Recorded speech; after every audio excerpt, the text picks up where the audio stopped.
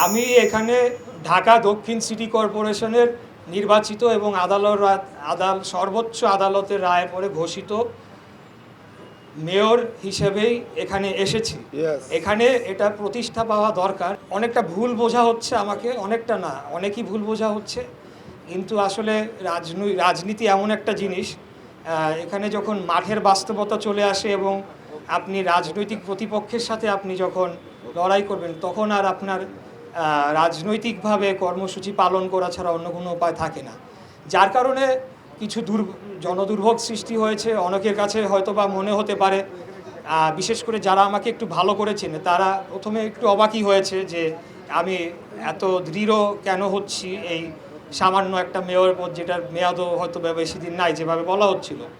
কিন্তু এখানে আপনারা পরবর্তীতে লক্ষ্য করেছেন যে there was a greater story behind the whole যেটা হয়েছে আমার সাথে। তো সেখানে আমি মনে করি বর্তমান অন্তর্বর্তীকালীন সরকারের যে উপদেষ্টা পরিষদ, তারা তাদের নিরপেক্ষতা হারিয়েছে এবং এই উপদেষ্টা পরিষদ বহাল থাকা অবস্থায় কোনোভাবেই একটা কাঙ্ক্ষিত গ্রহণযোগ্য নির্বাচন অনুষ্ঠিত হতে পারে না। এই বিষয়টা সরকার যত দ্রুত উপলব্ধি করতে পারবে, আমি মনে করি যে এটা সকলের জন্যই মঙ্গলজনক হবে। আমরা কিন্তু তাদের শত্রুতা করছি না বা তাদেরকে হুমকি দান কোনো কিছুই না। আমরা খালি বলছি যে আপনারা রাজনীতি করবেন, তাহলে পথটি ছেড়ে দিয়ে আপনারা রাজনৈতিক দলে যোগ দিয়ে আপনাদের রাজনৈতিক কর্মকাণ্ড করুন।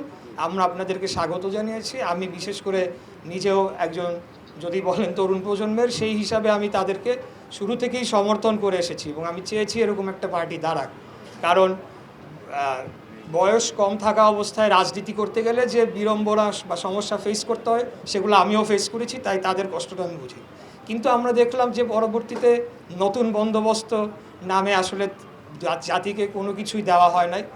আমরা নতুন পার্টির মূল নীতি বলেন বা বিভিন্ন বিষয় সম্বন্ধে আমরা অস্পষ্ট, এবং তাদের কয়েকজন উপদেষ্টার বিরুদ্ধে সুনির্দিষ্টভাবে দুর্নীতির অভিযোগ পাওয়া গিয়েছে, অথবা তাদের ব্যক্তিগত কর্মচারীদের বিরুদ্ধে।